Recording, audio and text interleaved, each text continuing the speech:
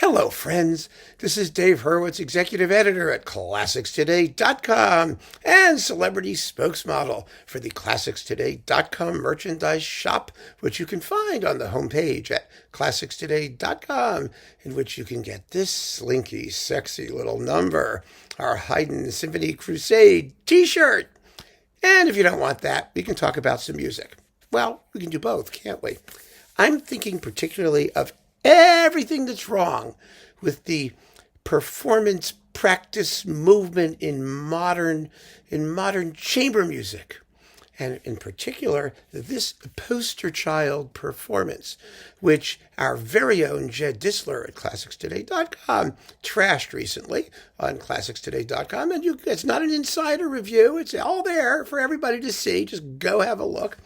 This is the Fitzwilliam String Quartet doing the Schubert late string quartets. Now, normally, when you think late string quartets, you're thinking of 13, 14, 15, but this is not that. This is the G major, which is, the last one, and the quartet sats. Yes, the quartet sats in C minor with the completed second movement by Brian Newbold in this particular case. Now, everything that could possibly go wrong with this performance as an exemplar of what not to do in modern chamber music playing does go wrong. In other words, what these people are doing is playing on modern instruments, but trying to recreate the authentic period ambiance that would have been typical of Schubert's own day. Now, we know that that's futile. We know that no one knows what things really sounded like back then. But what we do know is that they did not sound like this. And I'm going to tell you why. You know why it's so much fun to do this? Because naturally, instead of just shutting up and playing the music, they need to talk about why they do what they do and give you notes on the performance to try and validate the atrocious, emaciated, jagged, ugly, lumpish sounds that they produce throughout these performances, especially in the finale of the G major quartet. Oh my goodness, what a lumbering slog that is. I mean, it's a tarantella. I mean, do you think they could give it some sort of inflection of the dance? No, why should they? Okay, a word on performance. Here it is, and we're going to read it. And then we're going to realize just how stupid what they're saying is. It's what's fascinating about this, quite frankly, is that the notes on the actual work are, 1, 2, 3 pages and half a paragraph. However, a word on performance, just one word, mind you, is 1, 2, 3, 4, 5 pages. Isn't there something wrong with that proportion? Just numerically, before we even get to what they say. But let's look at what they say. Our starting point has always been the score itself. Ideally in a scholarly edition, which ensures that we have access to exactly what the composer himself wrote down, except there is more than one authentic source for these works, thereby requiring textual choices to be made. I'm already starting to sweat. Yes, following on from this, it is no less crucial to remember that musical notation has developed over the centuries, like any other written language, which means we must acknowledge that many symbols did not necessarily mean the same then as they do now. Okay, let us accept that for the nonce. Uniquely relevant to Schubert is his flamboyant writing of the common accent. That's this thing, the hairpin, right? The hairpin thing, which for decades was mistakenly printed as a hairpin diminuendo. It follows that their increased prevalence requires judicious interpretation according to their context. There is also a procedural matter arising from his close connection with Mozart. Should trills begin on the upper note, as of old, or on the main note itself, In this instance, we have chosen to recognize Schubert as a 19th century composer. Oh, and I have to tell you, where you begin the trill makes all the difference in the world. I mean, you're just not going to believe it sounds like a completely different piece if you begin the trill on the upper note or the lower note. It's incomparably so important. I just can't even begin to tell you how significant that is and what a difference that's going to make for these performances. Okay, next, there is that one aspect of performance which cannot easily be notated: sound. Instruments themselves were undergoing rapid transition at the beginning of the 19th century, brought about by the demands made on them by contemporary players and composers, not least one Ludwig van Beethoven. Remember him? Yeah. The increasing size of concert venues also played its part, so instrument makers simply had to keep up. Well, okay, but the violin, but antiques from the 16th century onwards required an extensive process of upgrading through the enlarging strengthening of the sound post, the bass bar, the bridge, the tailpiece, and even the actual replacing of the original neck attached at a sharper angle to increase string tension, allied to greater length and weight of the bow. No doubt players in the 1820s would still have been using a hodgepodge of equipment. Yes, a hodgepodge. You heard it here. New and old, the latter in both original and updated condition, such that we can only hazard an informed guess at what Schubert himself might have been used to hearing. For these advanced large-scale quartets, we decided to employ correspondingly more advanced instrumental setups, our upgraded 18th century Italian masterpieces, but strung with 19th century Viennese-style thick gut. Again, they're trying to make these are very minor things, I have to tell you, into something major, into something epic. And more than that, they're trying to tell you that the instrumental construction determines their performance, rather than how the instruments themselves are played, which makes even more of a difference. Because here's my point. Violin technique, string technique, essentially, in all of its essentials, was established by the 16th century. Everyone knew how to play them, and nothing has changed. Yes, some elements of instrumental construction have changed, maybe to make them a little louder, to do a little more of this, a little more of that. But essentially, it's the same old instrument. And if you had to say, percentage-wise, how much is the same as the way it was in centuries past, okay, they're 95% the same. I mean, in how you play it, in what you do, and how it's constructed. The rest of it is just, it's details. It's nothing like brass instruments, for example, which added valves, or clarinets, which had, sophisticated key systems added. Nothing like that happened with violins. But they want you to think that something did, so they can make a bigger deal out of it than it really is. So there we are. Okay, now they sort of admit this. Yet the instruments themselves only get us partway towards an appropriate sound and performance style for Schubert and his contemporaries. Much of this is dependent on a historically informed use of the bow, particularly with regard to articulation, flexibility of bow speed, and types of bow strokes. For the left hand, it is important to understand that the continuous vibrato we are used to today was still unheard of by 1826. The technique was employed as a decoration, ornament, emphasis of an accent, increasing of intensity or warmth, in other words, as an expressive device, but always with due deference to the good taste insisted on by so many tutors.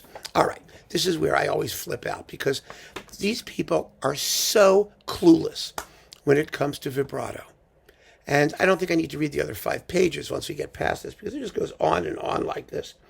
Well, hand in hand with the instruments is the vexed matter of what pitch to tune them at. Who cares? Who gives a damn? No, seriously, let's just talk about the vibrato issue, because it's where the stupidity most readily emerges. It really is. Let's be clear. The major tutors of the day, things like, Daddy Mozart and Geminiani They acknowledge continuous vibrato. It was a standard component of string technique. It wasn't called vibrato.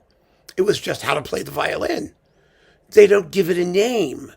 The tremolo, which is what they called it in those days usually, or vibrato, which we call it now, yes, there was something called vibrato that was an ornament. And that ornament has, for the most part, vanished. It really has. There were also different speeds of vibrato, fast versus slow, wide versus narrow. All of the tutors talk about these ornaments. But here's the point. Continuous vibrato, as we understand it now, is A, never really continuous. It's nonsense. And for string players to be saying that is offensive. It's offensive to our intelligence because vibrato, the ability to make vibrato determines on how quickly you're playing. You can only do it on notes that are sustained long enough to do it and have it matter. That's number one in terms of the timbre of the note. But the other issue is that vibrato today, continuous vibrato, is not audible as vibrato.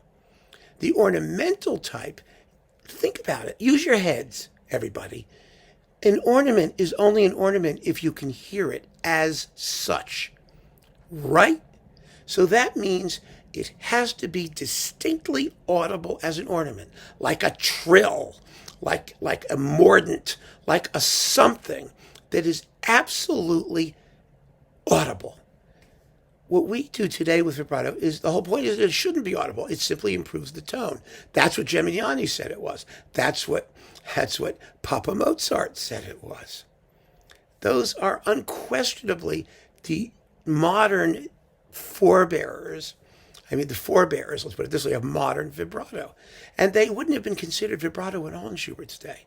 Vibrato in Schubert's day, and we can still see it in texts of various types, was a distinctive ornament that you could hear. And I can prove it. I can prove it so easily. And, it just shows you how full of crap these people are. I'm going to put up a musical example. The musical example is a song by Liszt. It's called Il m'aime tant, He Loves Me So. Here at the vocal climax, and you can see it here, you see the word vibrato over the vocal line.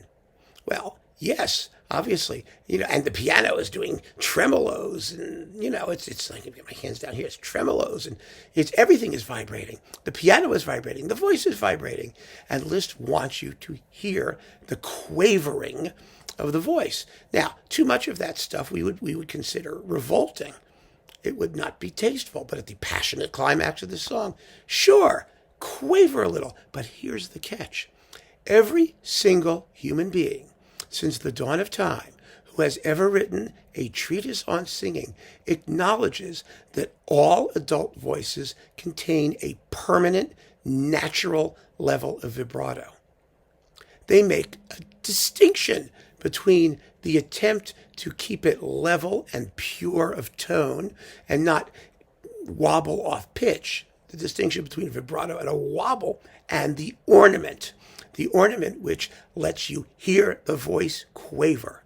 Now, the ideal of instrumental tone, all instrumental tone, including violin tone, is the human voice. Everything that a violinist does should be an imitation of the human voice. And which infuriates me about this bullshit that these people write is that they never even get to that point. Schubert, the great songwriter in the history of music, of Western civilization, who was the acme of vocal text setting with piano accompaniment, who was the genius of vocal melody. Do you think for 1 second that he was not aware of the fact that the human voice has a natural level of vibrato? And if that's the case, then what the hell are these people talking about? I know what they're talking about because further on here they quote Clive Brown, who is the guru of period instrument misinformation, especially about vibrato. He wrote a book about it. Everybody quotes him. It's just awful. He has destroyed classical chamber music performance with this nonsense. Then they go on. They go on about tempo. They go on about dynamics. That Schubert had wider dynamics. Beethoven had wider dynamics. Did they? Perhaps. Perhaps they did. But do you honestly think that Haydn and Mozart were not aware of the difference between a pianissimo and a fortissimo?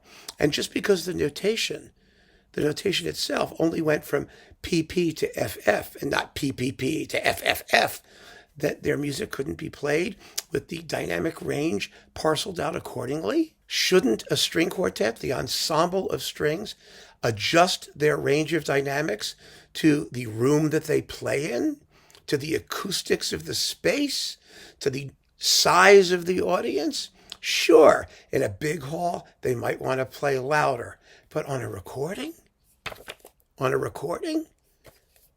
Do they want to have ridiculously exaggerated dynamics like these people do, where the pianissimos are robbed of all of their body, of all of their tangibility, of all of their melodic legato singing cantabile qualities, and the fortissimos come leaping out like, hacking and burning like they're attacking their instruments with a hacksaw?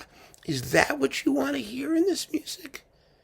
I mean, there was a time when chamber music ensembles simply sat down and played the goddamn music the best way they knew how.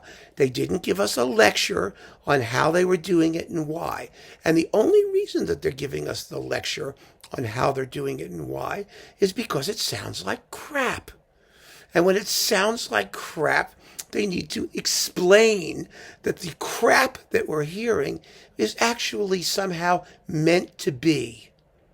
And I got news for you. These guys did those wonderful Shostakovich quartets way back in the day. Listen, Fitzwilliams, get smart. You're wrong. It's foolishness.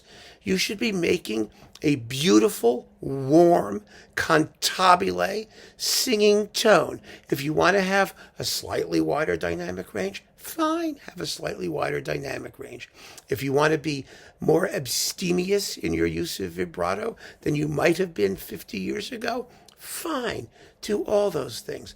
But the range of acceptable noise that you can make does not depend on picking elements from modern period performance treatises by soi-disant scholars who are, I don't know what they're doing. I don't know what they're doing except drawing attention to themselves.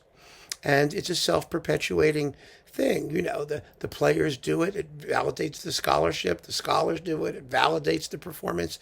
They're in this unholy alliance that's just terrible. And the result is it's like some sort of revolting smorgasbord where, you pick out a bunch of completely unrelated items and think that it makes a nice meal. You could get let's say that your meal consists of cream-chipped beef, singularly appropriate because it's known as shit on a shingle in the vernacular. So you get cream-chipped beef and maybe some macaroni salad and some let's see, what else should you have with it?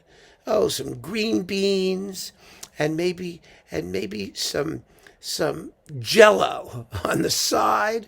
And you put all of these disparate things together on a plate. And what do you wind up with? You wind up with a plate of disparate things. You do not wind up with a coherent, beautiful, well thought out, complete, organic, natural sounding performance of Schubert's last string quartets. What you get is shit on a shingle. And that's what's happening here. I mean, I'm not going to belabor this point anymore. I just hear it time and time again now. So many string quartets, so many of these wonderful, talented, gifted ensembles are debasing their talent and destroying the music in the process. But this is craziness. It's regressive. It's unlearning all of the things that made 20th century chamber music one of the glories of Western music. It's what made this repertoire so magnificent. If you listen to historical recordings of early string quartets, like, the Calvé Quartet and some of these people from the Kniezels, these people, they sounded awful as often as not. They really did. The standard of chamber music performance has been improving and improving and improving throughout the 20th century. They can play so beautifully now. And having achieved that, it seems that the only thing that they can do now is undo all of that and start sounding ugly. So if you want to hear ugly Schubert, get this. It's on Linn.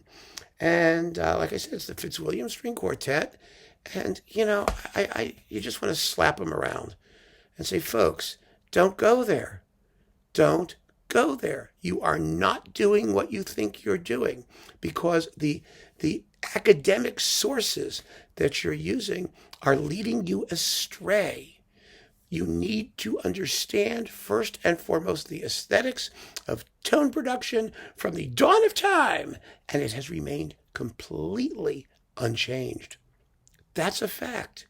And so if you want to do something different in this music, you have to bring something to the table that's a result of your inner contemplation of the music, of your brains. It's not a question of getting out your erector set and picking out the parts and just playing them mechanically and seeing what kind of horror you manage to assemble from the various bits that you've chosen at random. And that, my friends, is all I have to say about this. It is so unbelievably, unutterably disheartening to see this kind of crap. And stop talking about yourself and just learn how to play the music. Would you please? For me? Please? Keep on listening, folks. Thank you for joining me. Take care.